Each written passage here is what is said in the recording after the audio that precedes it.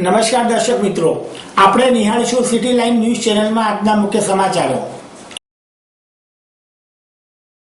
કાંકરિયા ખાતે યોજાયેલ સંગીત સંધ્યાના કાર્યક્રમ. શૈક્ષણિક પ્રવાસી બસના અકસ્માતને ઘાયલોની વારે શિક્ષણ મંત્રી. ગીર સોમનાથમાં ઉજવાતો 67મો રાજ્ય સત્તાક પર્વ. મહેન્દ્ર ફર્સ્ટ ચોઇસ સર્વિસીસ ગુજરાતમાં તેની પહોંચ વિસ્તારશે. 3 દિવસીય 8મું national print pack sign digital exhibition. Kankaria ખાતે યોજાયેલ સંગીત સંધ્યાના કાર્યક્રમ. અખિલ ભારતીય વિધાનમંડળના પ્રમુખ અધિકારીઓની પરિષદમાં સહભાગી થવા પધારેલા પ્રમુખ અધિકારીઓ અને વિધાનમંડળના સચિવશ્રીઓ ઢળતી સાંજે કાંકરિયા ખાતે તેમના માનમાં વિશેષ આયોજિત સંગીત સંધ્યામાં ઉપસ્થિત રહ્યા હતા. ગુજરાત વિધાનસભાના અધ્યક્ષ શ્રી ગણપતસિંહ વસાવા અને કાયદા મંત્રી શ્રી પ્રદીપસિંહ જાડેજા પણ આ મહેમાનો સાથે સંગીત સંધ્યામાં સહભાગી થયા હતા. અધ્યક્ષશ્રી તથા મંત્રીશ્રીએ મહેમાનો સાથે અટલ એક્સપ્રેસમાં કાંકરિયાની સહેગાલ માણી હતી. જાણીતા ગાયક શ્રી બંકિમ પાઠકે સ્વર્ગીય મોહમ્મદ રફીના યાદગાર ગીતોની પ્રસ્તુતિ દ્વારા કાંકરિયાના કિનારે સંગીતમય બનાવી દીધો હતો. આ પ્રસંગે કાંકરિયાની વિકાસ ગાથા વર્ણવતી દસ્તાવેજી ફિલ્મ પણ દર્શાવવામાં આવી હતી.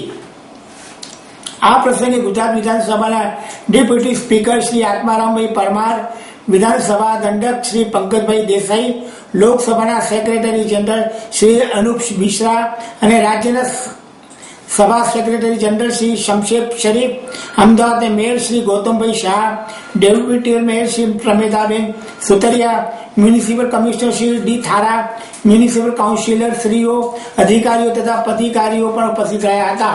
શૈક્ષણિક પ્રવાસની બસના અકસ્માતમાં ઘાયલોની વારે શિક્ષણ મંત્રી. સવારે સુરત જિલ્લાના તાડવાડી 2 પ્રાથમિક શાળાના વિદ્યાર્થીઓનો શૈક્ષણિક પ્રવાસ બસ દ્વારા ગીર સોમનાથ જિલ્લાના દર્શનીય સ્થળોની મુલાકાત લઈ જૂનાગઢ તરફ આવી રહ્યા હતા. ત્યારે સોમનાથથી કેશોદ નજીક આવતી વેળાએ ટ્રાવેલ્સની પ્રવાસી બસને અકસ્માત થતા અકસ્માતમાં 3 વિદ્યાર્થીઓ અને 2 રસોઈયા બહેન આમ કુલ મળીને 5 વ્યક્તિઓના દુઃખદ અકસ્માત મૃત્યુ થયા હતા.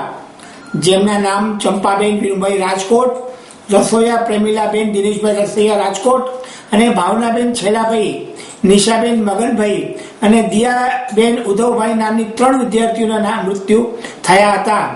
અકસ્માતમાં કુલ 22 વિદ્યાર્થીઓને નાની મોટી ઈજા થયા હતા. તેમને ત્વરિત કિશોર શહેરના શિક્ષણભાઈ બહેનો તથા સ્વયંસેવી નાગરિકો દ્વારા જૂનાગઢ ખાતે સ્થાનિક સારવાર અપાવી સિવિલ હોસ્પિટલ ખાતે રવાના કરાયા હતા. જેમાં 12 વિદ્યાર્થીઓ અંડર પેશન્ટ તરીકે દાખલ કરાયા હતા, જ્યારે 1 વિદ્યાર્થીને સારવાર આપી ડિસ્ચાર્જ કરી હતી. જ્યારે 4 વિદ્યાર્થીઓને વધુ સારવારની આવશ્યકતા જણાતા રાજકોટ ખાતે 3 અને અમદાવાદ ખાતે 1 વિદ્યાર્થીને રિફર કરવામાં આવેલ હતા. કુલ 57 જેટલા વિદ્યાર્થીઓને કુલ ઈજા કે શારીરિક મુશ્કેલીઓ ના હોય તેમને બસ મારફતે સુરત રવાના કરાયા હતા. રાજ્યના શિક્ષણ મંત્રી શ્રી ભૂપેન્દ્રસિંહ ચુડાસમા ઘવાયેલા વિદ્યાર્થીઓ અને હતભાગી મૃતકોની વારે આવી પહોંચ્યા હતા. ઘવાયેલા તમામ વિદ્યાર્થીઓને સ્થાનિક શ્રેષ્ઠતમ સારવાર મળી રહે તે માટે સવારથી તંત્ર વાહકો કાર્યરત હતા. ગીર સોમનાથમાં ઉજવાતો 67મો રાજ્ય સત્તાક પર્વ. ગીર સોમનાથ જિલ્લા મથક વેરાવળ પાટણ આજકાલ રૂડું અને રળિયામણું બન્યું છે. વેરાવળના રહેવાસીઓ માટે ઘર આંગણે ખુશીનો અવસર હોય તેવો માહોલ છે. રાજ્ય સરકારે 67મો પ્રજાસત્તાક પર્વ 3 વર્ષ પહેલા નવરચિત બનેલા ગીર સોમનાથ જિલ્લામાં ઉજવતા વેરાવળના લોકોને નવા નજરાણાની ભેટ મળી હતી. વેરાવળની સરકાર ઇમારતો, જાહેર માર્ગો અને પુરાતન દરવાજા રંગબેરંગી રોશનીથી જળ ઉઠી અડતા વેરાવળ નગરી એ પણ નવા શણગાર સર્જ્યો હતો. તેવું સોહામણું શહેર બન્યું છે. બાળકો અને મોટેરા સૌ કોઈ ઠંડી હોય તો પણ આ રોશની જોવા ઉમટી પડે છે. તારીખ 26મી જાન્યુઆરી સુધી વેરાવળમાં ઠેર ઠેર રોશની જોવા મળશે. જિલ્લા વહીવટી તંત્ર દ્વારા તારીખ 26મી સુધી રોશની ચાલુ રાખવામાં આવશે.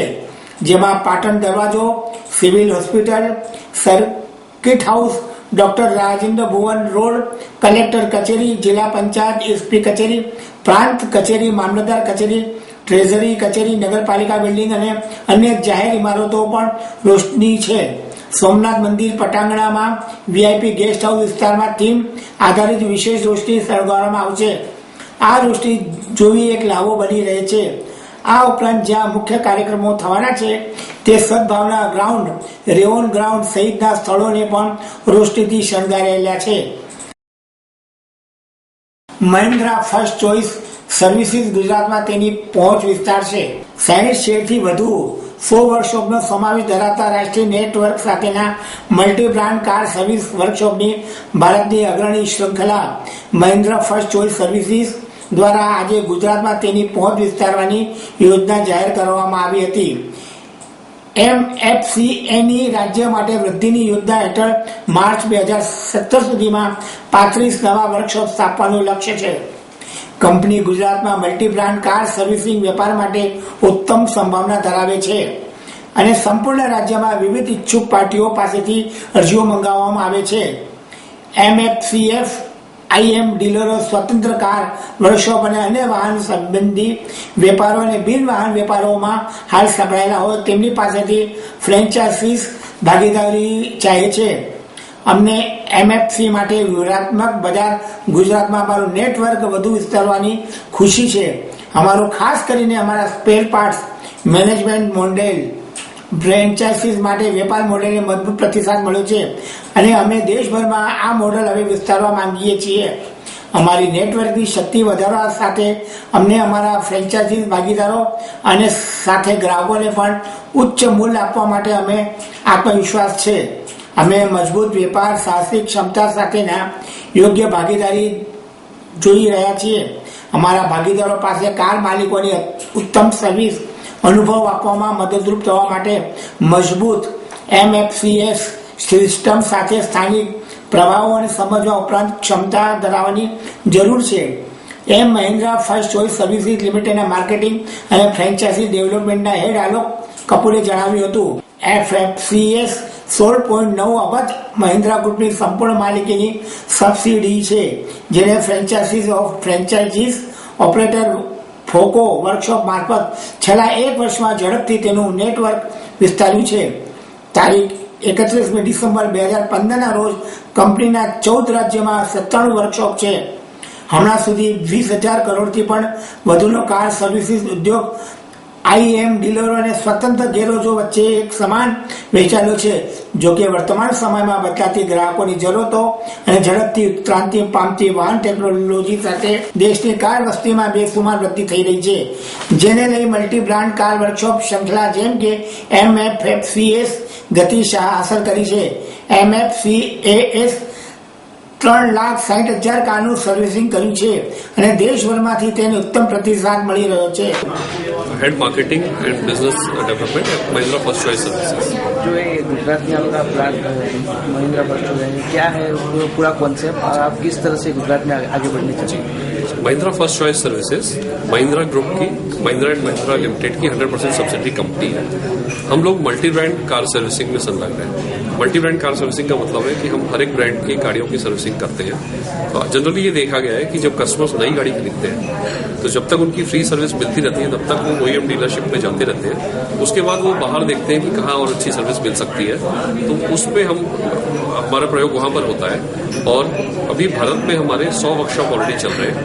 आज हम गुजरात मार्केट में अपनी एंट्री की घोषणा करते हैं. गुजरात मार्केट में हम करीब 60 के करीब वर्कशॉप लगाएंगे अलग अलग डिस्ट्रिक्ट्स में, अलग अलग तहसीलों में, जहां पर भी पोटेंशियल है और जहां पर कस्टमर्स को सर्विस नहीं मिल रही है वहां पर. और इन सब जो फ्रेंचाइजीज हमारे वर्कशॉप्स होंगे उनको हम 3 अपने स्पेयर पार्ट वेयरहाउस से सपोर्ट करेंगे. जो स्पेयर पार्ट वेयरहाउस हम लगाएंगे वो अहमदाबाद में, सूरत में और हम राजकोट में लगाएंगे. और जो हमारे फ्रेंचाइजीज होते हैं वो करीब 6 से 8 बे के कार वर्कशॉप लगाते हैं और उनको करीब 6 महीने में कैश ब्रेक इवन मिलने लगता है. 3 દિવસીય 8મું national print pack sign digital exhibition Gujarati સમુદાય વિશ્વભરમાં બિઝનેસ સમુદાય તરીકે જાણીતો છે. પ્રિન્ટિંગ એન્ડ પેકેજિંગ ઇન્ડસ્ટ્રીમાં ચોક્કસપણે નોંધપાત્ર વિકાસ જોવા મળી રહ્યો છે. ગુજરાતને દેશના વિકાસનું એન્જિન ગણવામાં આવે છે. આથી રાષ્ટ્રીય અને આંતરરાષ્ટ્રીય સ્તરની મોટા ગજાની કંપનીઓ ગુજરાતમાં પોતાનું પ્રોડક્શન પ્લાન્ટ ધરાવે છે.